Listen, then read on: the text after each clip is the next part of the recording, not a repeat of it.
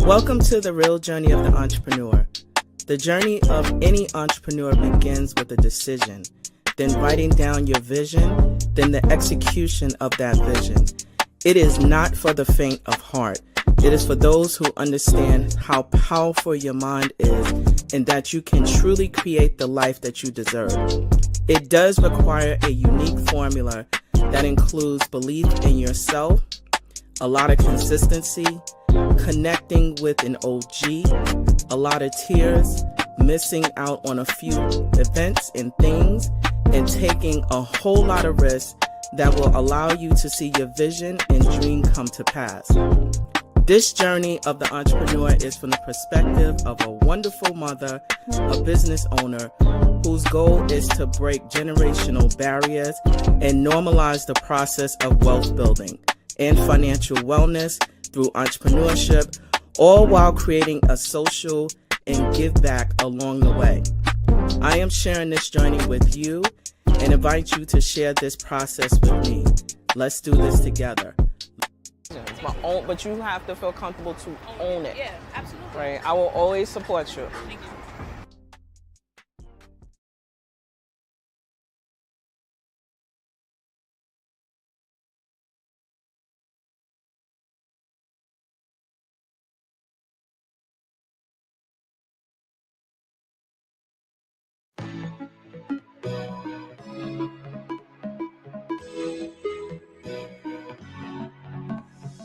Welcome to our fourth annual Full Circle Business Brunch.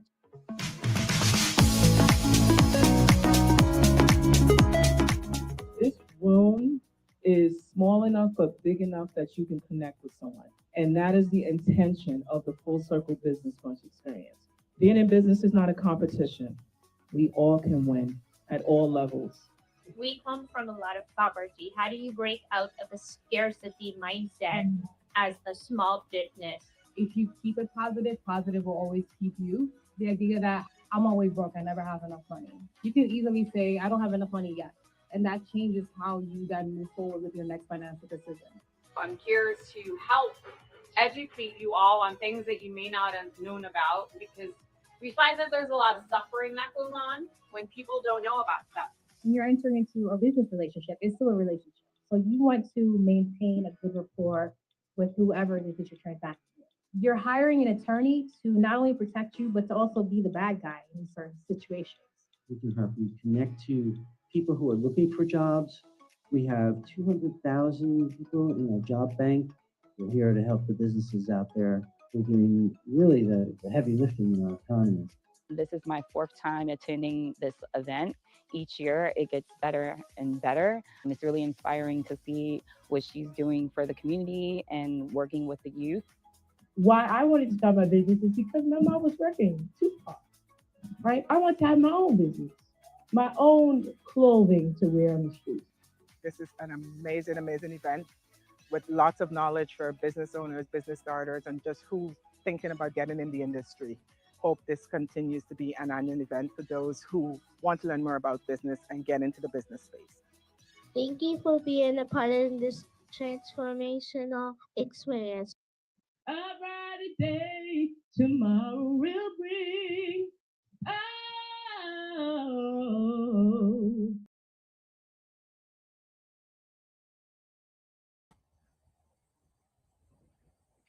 Well, hey there, good people.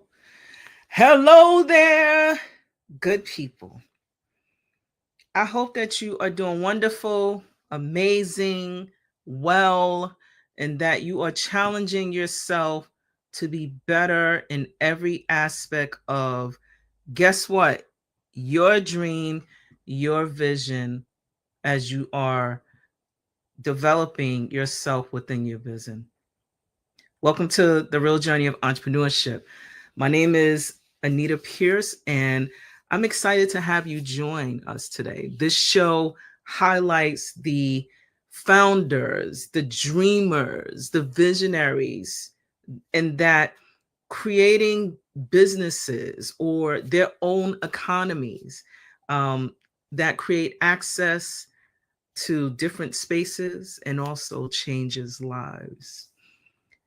I am excited to introduce someone who I met as a result of me serving as a business advisor through a center that provides support for other businesses. And I have to tell you that when you are working with other dreamers, your excitement, or at least for me, continues in that, I have faith in that those who are stepping out on faith, creating risk, but also impacting lives in different spaces. And my next guest is no different, but only in a space that I'm not really there. I think I may have been in the golf space maybe once or twice throughout my career, and it just wasn't for me. But I also know the brilliance that comes from creating and doing deals in that space. So I know you want to see some more of me, but I'm just going to bring along my guests. Hey, Kelley, welcome. Hey, Anita, what's going on? How you doing? I'm doing good. How are you? I'm all right. I'm doing well. Doing well? Yeah. Thanks for having me on. I'm really excited for this conversation. Well, me too, because clearly, I'm not the girl. I'm not her. I know about it, but I think that what I would love for you to do before we launch into all the goodness of our conversation is tell the people who you are. Okay. All right. So my name is Kelley Pierre. I'm CEO and founder of All Access Golf, and what we do, we work to make golf accessible. So we contract with schools. We also are pretty active in the community, and we really try and design ways in which we can make the sport of golf accessible, because there's so many advantages that come with playing the game, and we want to make sure that there's always like an equal playing field, pun intended. So that's what we're like real passionate about, and that's like also the work that we do. So if I may I share your website? Of course, yeah. So that folks can know where to, find you and learn more about, as you elaborate more on what it is that you are engaged in. I can tell you that, your work is impactful, right? And not only what I discovered just by having our conversations, but, what is really learning the fundamentals of the game, like the real game, right? And how, that brings different awareness within a community, right? So I want to ask you a couple of questions, and I will just start with, the inspiration, right? What really inspired you to start in this specific space, to start your business? So in all honesty, it came because I was the way I got into golf was, and from there, that's when I created like All Access Golf. But the reason why I got into golf was I was looking for a job, right? And I'm applying, nothing's like really working. So I thought to myself, okay, you know what? I know that deals happen on the golf course, right? I know that you can network on the golf course. So let me try and learn how to play golf, right? And from there, that's actually how I fell in love with the game. And, really, started like, being out on the golf course like often, and like I'm playing, I'm practicing, I'm also meeting people as well, right? And then I thought, this is such a beautiful game. Like, why is it that first now I'm getting into it, right? And then also just looking at like where I'm from, it's just like, well, it wasn't really accessible, right? Hence All Access, golf, right? So let me try and create pathways in which, this won't be something that is just, kind of like far off, but, we will make the game accessible. Mm. Yeah. All right. So one of your, as we're looking at your website, for those who will be watching this via video, is All Access Golf increases the accessibility, relatability, and visibility for minorities in the sport of golf. Now, you heard me mention, I have zero shame in mentioning that I through my upbringing, right, through my civic engagement activities at one point in my career, I served as trade association president for a New York chapter of a bank association about some years ago. And I have to tell you that was one of the events that was offered to build relationships. I was not, that wasn't my thing, but a lot of the senior executives that came before me, that was their process, right, to do business, to conduct business. I have, friends that are in, C-suite executive positions currently, and that is a part of one of their things. So I'm going to ask you, right, since you're currently in this space, why not all of us, and why not the connection from your experience? Is it simply just that we're not exposed, or what? What are your thoughts about that? Well, so I think, when we look at like history, right, there was like a band that was put in place. It's like I think it was 1928 to 1961, or I think it was either 30. I think, I'm forgetting the starting date, but I know it ended in 61, in which there was a clause. PGA had a clause that basically said that, the only people who could get membership into the PGA of America was, Caucasian male over the age of 18, right? So that, really kind of barred a lot of people from playing the game, right? That's a span of almost like 30 years, right? Now, when we talk about just like overall access, it's like, when we look at, urban design, right? In terms of just, living in New York, right? How accessible is a basketball court, right? There's also, tennis courts that are also, widely available, right? Those, they don't necessarily require, they do require space, of course, right? But not as much as a golf course, right? Especially when we're talking about in urban city areas, right? Where are you going to find, 7,500 yards, right, of just green, right? And not, and the thing is it's also like, and then, it's more going to be seen as, okay, we could develop here, right? So those are things in which it's like, when it comes to access, those are things that, are hurdles, especially within, urban environments.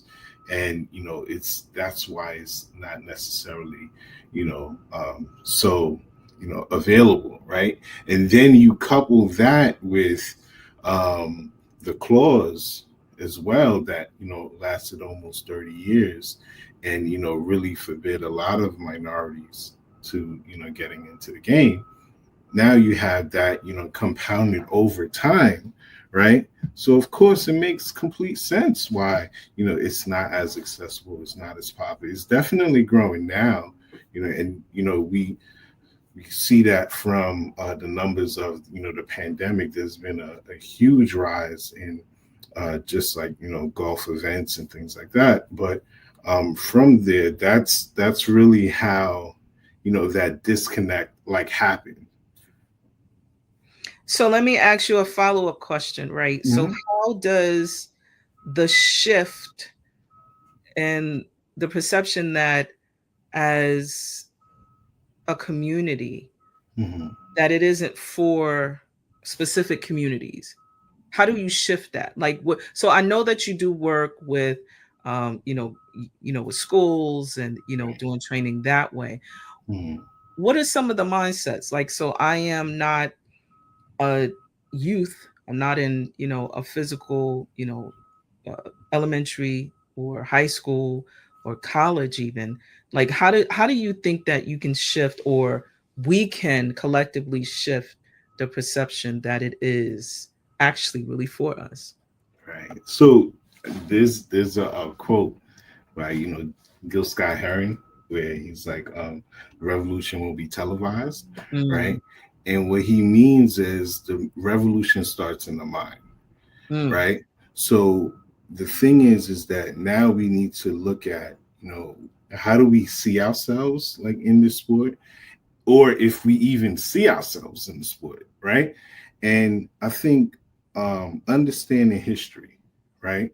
Understanding that the golf tee was invented by Dr. George, Grant, right? Second graduate of Harvard's dental school. He, patented the golf tee, right? And this is like in the 1800s, right?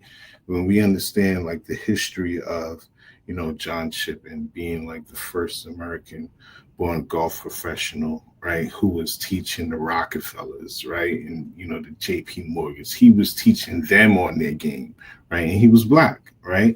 And then we look at the history of shady wrestling. We look at the history that's being made today as well, right. That helps to really shift just the overall like perception in terms of the mind, which is why we do, stuff like Golf Griots, right? Because that's an oral history project, right? That's centered around, okay, these are people who, not only are they griots in terms of, the wisdom that they've been able to like really acquire, but they're also golfers, right? So, like it's things like that that really help to, create that shift. And then you'll see the fruits of it, like, 15, 20 years down the line, right? Because now you have a representation first. And so just to kind of like, sort of like a golf analogy, right? But they say, right, and this is then backed by science, but we already knew this, right? Which is that in terms of when you're going to execute a golf shot, right? The first, and most important step is really to stand behind the ball, and then you visualize, right? And then you go up to the ball and hit, right? In the same sense, right? I think it's like it falls under like neuroplasticity, right? So in the same sense, like if we're able to like, first visualize, right, ourselves, and then also understand, those who have come like before us, then, stepping up to like the ball and like playing is no different, So yeah, sorry for the, golf reference, but it applies. No, this is education. So I am silent because I am learning, right? So I don't know anything. But I wanted to do a follow-up. So since you've referenced the Golf Griot, right? Yeah. What is this project? And tell us a little bit more about what it means specifically to you. You started to share, but I really would like you to unpack what it is. And yes. So Golf Griot really came about as like I was like as I was learning the game, and I'm like, like honestly, like where's the representation, right? And that caused me to go into the history and stuff like that. But then also, in terms of so the word griot is like West African, right? And the thing is basically elders who, like tell you about yourself, right? So they'll tell you about, like your lineage. And then, they also tell you stories. Like, I don't know if you grew up on it, but like Anansi the spider, right? Those are like, stories that are, from like griots, right? But when you look at it, it's like, oh, it's a story being told, but it's also giving life lessons, right?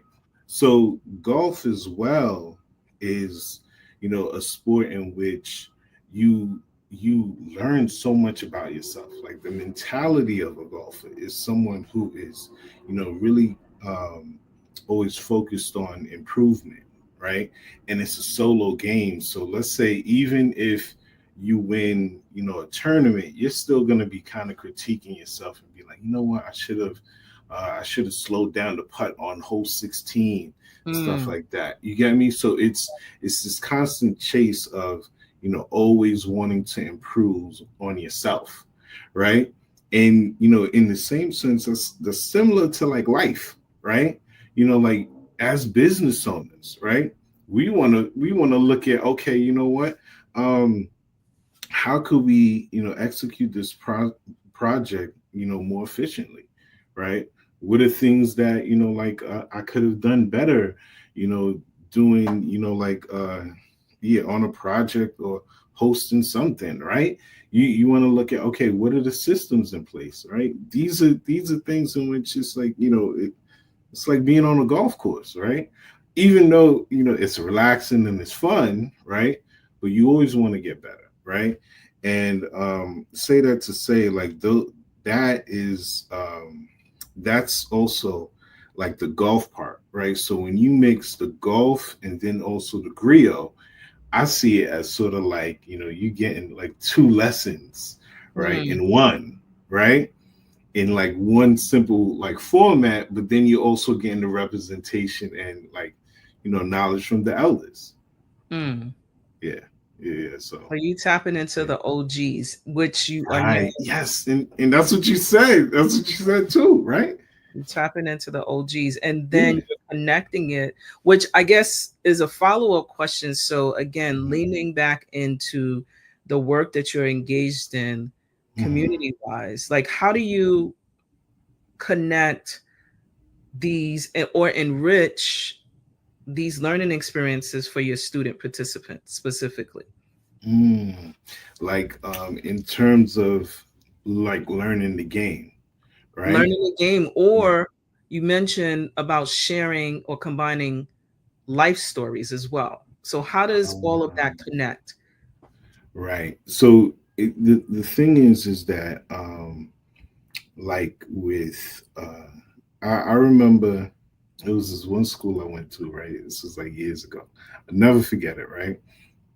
And I came into the classroom and, you know, like they were you know, I was telling them, yeah, you know, I got this mat, we're gonna play golf and stuff like that. And I remember seeing like a little girl, right? And I could tell like she wanted to play, right? And I was like, okay, you know, who's gonna go first? So I was gonna select 2 people, right? And I could see like she wanted to do it, right? And, you know, I called, you know, one kid and then I called on her, right? And then she said to me, I can't do it. And then I was like, why not? And then she said, because I'm a girl. I was like, what?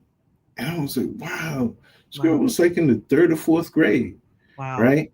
And how, like, what has she seen or what has she, you know, been exposed to that, you know, made her think that, you know, like she can't, you know, play golf, right? It's because, you know, she's associating, okay, golf is a sport, only boys play sports, right?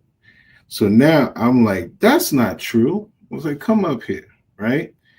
And then, you know, gets up, teach her, you know, like the fundamentals and stuff like that. She makes the putt, right? She's excited, right? Not only because she played, right, but also because, you know, like she's like, oh, I could do it, right? That right there, she's taking out, you know, for the rest of her life, right? So it's you know, stuff like that, and that's why the sport of golf is so good, because it's like, you know what, it's always about that constant like improvement, right? So now that's just one step that, you know, like she was, you know, able to like get over, right? That limiting like self-belief, right? And those are ways in which like golf now becomes like real, right? In terms of, you know, the work being done in the community. And that is so critical your belief system, your mindset. Um, I often share, and I shared in my uh, opening video, is about that when it's not, certain spaces are not for the faint of heart, but it's also how you vision and what you see, what you shared earlier about, you know, when you're looking to hit a golf ball, you don't just hit it. You have to visualize where it's going, right? Right. And so taking those lessons from what I heard is really a part of your lifelong journey. You got to have a vision on your life, right? Mm-hmm. Yeah. Um, I mean, I know of and have read, even in the Bible, that if you don't have a vision, you'll perish. So Right. it's People like, perish. Yeah. it's like where what are we to do? Our mind, as I also like this, I say this to my daughter, was like, Mhm. your mind is your biggest flex, right? So if Mhm. you are, you know, if you're seeing something, you're visualizing something, you are responsible for, if that is what your purpose is, to bringing it to pass, which leads me to my follow-up question, which is about um, systems and strategies that you use specifically within your practice, because um, your business is pretty much, from what I understand, is you are a consultant overall, Mhm. and that you are providing tools and resources through this specific sport, right? What do Mhm. you use? What are strategies that help you to navigate through all the challenges? I know when we talked earlier, we were talking specifically about right now, this year end. Right now, we're in December 2025, year end. And from, first of all, I don't know where the time went. I don't know about you. Right. Secondly, there has been uh, uh, I've just been really busy, and that is because I have a number of layers that are happening. I'm looking to build staff. I'm onboarding. I'm also looking right now to um, expand in certain areas, but I'm not there yet. My vision is huge, but I'm Mhm. not there yet.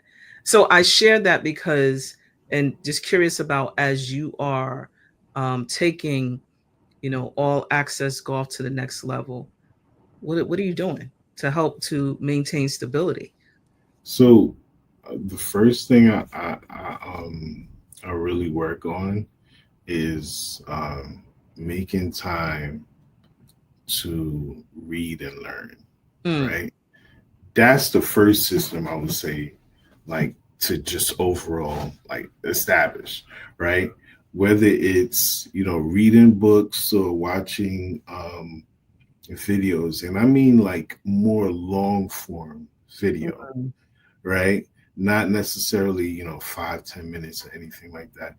Long form video in which you could really get into the details, right? Because now understanding, um you know like understanding systems requires that depth of knowledge to where you can be able to spot, okay, in the process right here in step 3 is where the mm, bottleneck is happening, right? And really, in terms of like things that I've been like just like studying, right, is just having a systems thinking kind of mindset, mm, right? And what I've been learning in regards to that is that typically they say that if you are if you, let's say, like you have 5 different steps, right? mhm, And not all the time is going to be in terms of the systems. Let's say it takes about 2 days for every component to come into fruition or something, right? mhm, That doesn't necessarily mean that working together would actually produce 2 days each. So if you have 5 steps in total, it should be like 10, right. right? And learning on the type of systems that could be used, whether it's like a waterfall system, whether it's Scrum, right? What would be suitable for this specific project? Those are things like I'm like reading. Then also there's a book I'm reading now that's called Slow Productivity by Cal Newport. And, where he's talking about, like, I just kind of started it, and he's talking about, in his a lot of his stuff, focuses on, he has another book called like Deep Work, right? To where you can sit down and really just lock in and like construct something like viable, right? And with that, book is really teaching me is taking on less things, right? That's like the first rule, right? Take on less things, right? Or do less, right? So that you can really have depth into what you're doing, right? Because that's key, right? And especially in, it's funny when I'm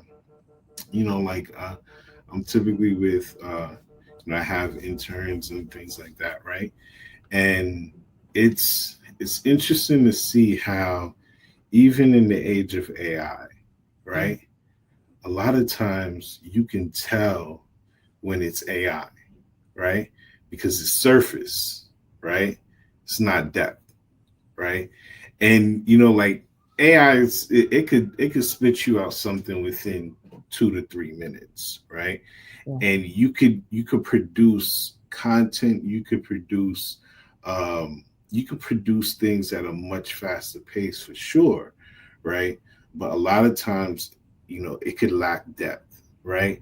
And it seems like what he talks about in the book is pseudo productivity, right? In which it's like, there's a lot of work being done, but then it's like, can you break it down to where it's like, can you break it down into, tiny steps? Or, do you really know it, right? So, sorry, there's another book I read earlier this year, right? It was The Book of Five Rings. And this Japanese samurai, right? He was, I'm going to butcher his name, but he was known for, really like deep, like he would practice for hours. He had 62 wins, means like he killed like 62 people because he was so into the craft, right? And I remember him saying that he said something that was like real heavy. He was like, in order to know the sword, study finance, right? And then in order to know, I think is the knife, study the guitar, right?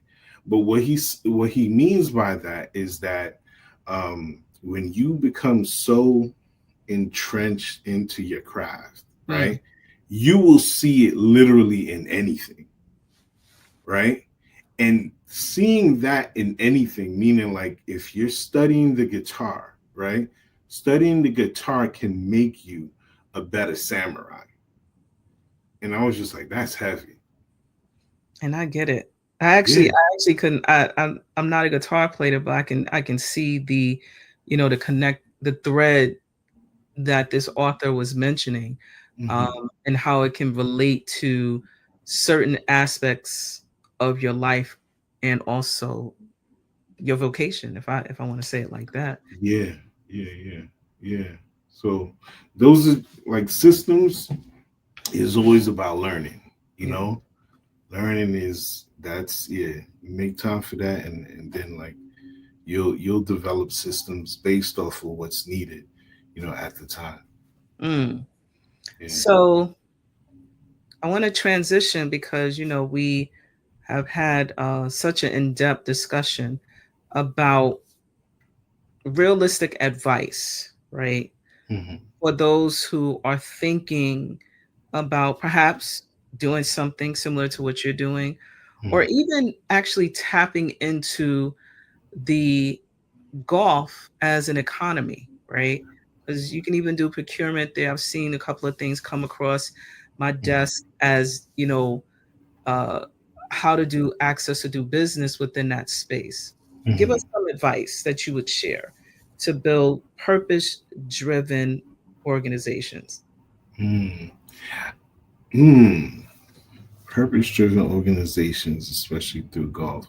I think first you have to be passionate about it, right? Because um, you're gonna have like pitfalls, right? And I think that golf can always be used as a vehicle for good, right? Especially like a lot of golf tournaments, they tend to benefit, like charitable causes, right? So and so it's like I would say in general we see like a shift in business, right? And a lot of businesses is being done on a scale to where it is socially responsible, right? And that being said, it doesn't necessarily have to be golf, but what is your commitment to humanity, the earth, right? To like your neighbor, right? And be able to really foster an environment like around that. So if your thing is like building a like community, golf would be perfect because it's like you're playing in a group, right? So those are things like I would say that like golf could be like really leveraged for in terms of just like overall being like a force for good. Mm. All right. Well, I hate to end the conversation, but where can we support what you got going on? And do you have any new things that you are having upcoming? Yes. So this Friday, or actually on December 12th, Okay. we are having a Golf Griot interview with Cynthia Hall. She is the founder and president of the Metropolitan Jewels Ladies Golf Club. And then we have a bunch of Golf Griot interviews coming up that's on our website, that we have up until about like May. And you can follow us on Instagram. We're also on LinkedIn, and also our YouTube channel. Our YouTube channel is where you'll see more of the Golf Griot interviews, like in full, as well as some of the work that we've done. Whether it be Blacks in Golf, the miseducation of All Access Golf. But those are things in which you could definitely check out and stay connected. Okay, awesome. So I'm going to, for those who are watching, I'm putting up to connect with Kelley via website, allaccessgolfllc.com, on Instagram, All Access Golf LLC, and also on YouTube on All Access Golf. I love when it's consistent, right? It's not, check me at blueshoes.com. And then it's here. So it's All Access Golf pretty much on all the platforms, and make it very simplified, to discover. So I think that is beautiful. So I got some rapid questions, right? That I want to test the waters to see what my track record is, right? You ready? All right, cool. Let's go. All right. So I know you from one of the 5 boroughs. What's your favorite borough? Brooklyn. We back up, friends. We are back up. We are back up. Yeah. So Brooklyn is home of the brave. You get me? Like it's a different cloth. You get me? And a different cloth and a different thread count. Notice the lingo started to change a little bit. You get me? You're right. So I'm interpreting the lingo of Brooklyn. Shout outs to Brooklyn. Yes. I'm a Brownsville, Brooklyn native. Brownsville bred, right? Yeah. So yeah, here we go. We back up, friends. We back up. Right. So next question, right? You mentioned that you were reading a book. Right. What is the name of the book what are you reading right now? Just to reiterate. Slow Productivity by Cal Newport. All right. So next question. Are you a driver or are you a putter? Putting. Okay. Yeah. Just that's all thing. Oh, so you see, the thing is this, right? Um, there's a common phrase, or like what is it, like a, yeah, phrase in which they say you drive for show, you putt for dough, right? And like that's the driving is the pretty stuff, Oh, right? But putting, that's where, like that's where you could lose the most, mm, right? Because you could use irons to get onto the green, mm. right? But putting, that's a whole different thing. But yeah, putting for sure. So are you wearing I'm gonna specify, you wearing the J's or you wearing golf shoes? So I all right. I so I didn't yeah, I didn't really grow up with Jordans, right? Yeah, yeah. What I would like to see though is if they could come out with some ACG boots for the golf course. That would be dope. But if not, I'm going golf shoes. Okay, that sounds like you need to be figuring out how to pitch something somewhere. All right. If that's what you're visioning, or figure out how to create something or something similar like it without Yeah. infringing on any trademarking stuff. So Yeah. that's for you to design. So your favorite population to teach, youth or adults? Ooh, youth, Mhm. because they can tell you about yourself too. Yeah. So, and I appreciate that. You know what I mean? So, yeah, they're entertaining. They could definitely be entertaining. Yeah. All right. Next question. If you can play 9 holes with anyone in history, anyone, one, Just who is one it? person. Mm, Not a crew, just one. okay. Who is it? Marcus Garvey. Why?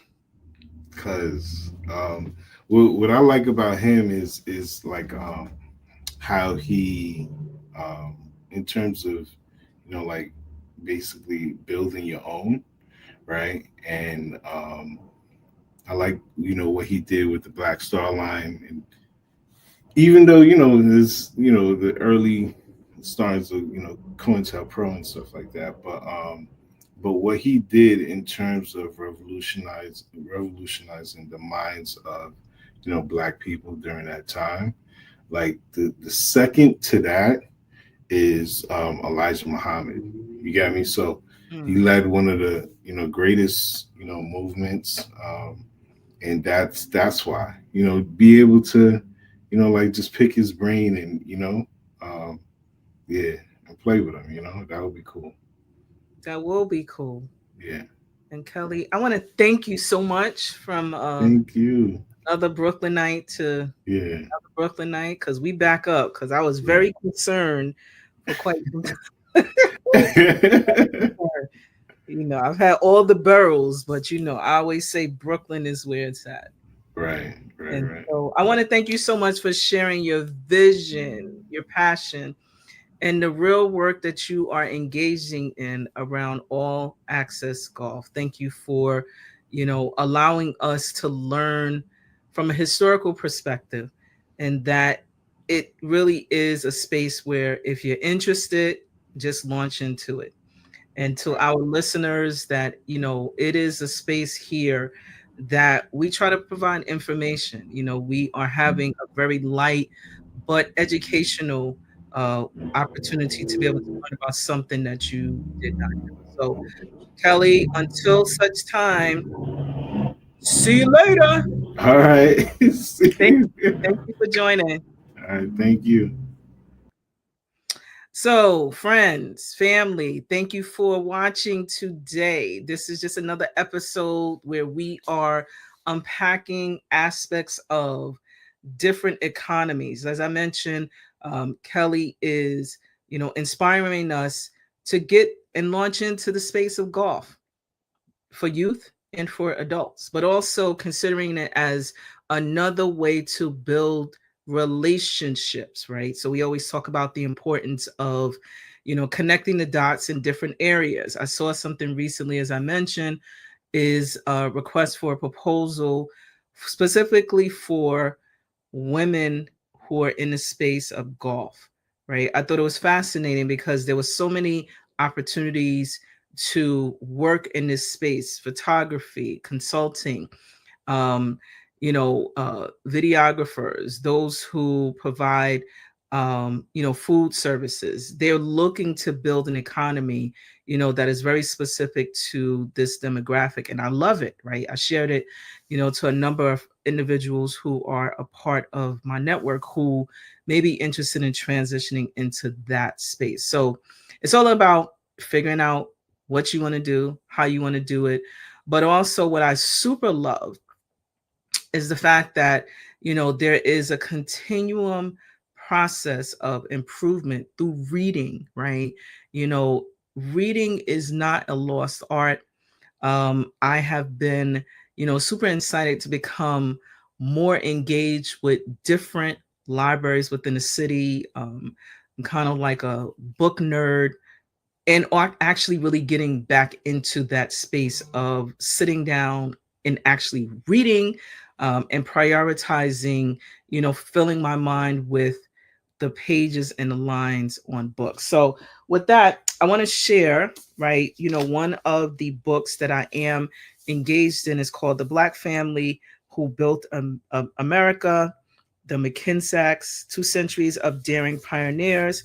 Author is Sharon McKinsack Daniel. And why I'm so fascinated, because as most of you may know, but if not, I have been working in government contracting for quite some time.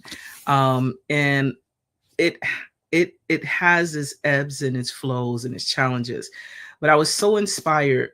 Actually, I'll show the book. I was so inspired, just with some of the stories of, what Ms. McKenzie had experienced through her process, through her family, and taking over, the family business that has been built for centuries.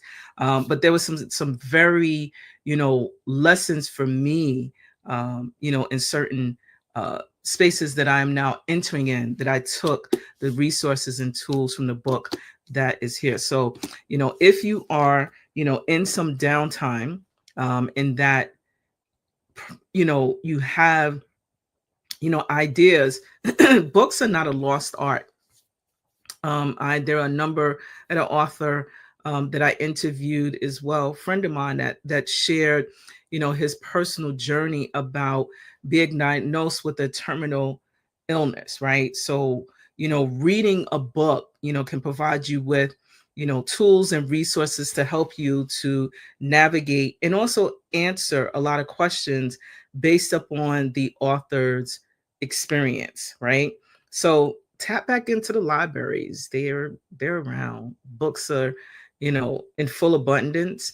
And you have some libraries that are, specialized in specific to businesses, but all of them can connect you to the resources that you are looking to launch into. So I want to thank Kelley for hanging out with us today, and catch us, because we still out here trying to do the good work, right? But I also want to share that we have a couple of webinars that are coming up. We had a summit that we held, which again, when I think about the year and where it has gone, excuse me, it went fast. So, excuse me.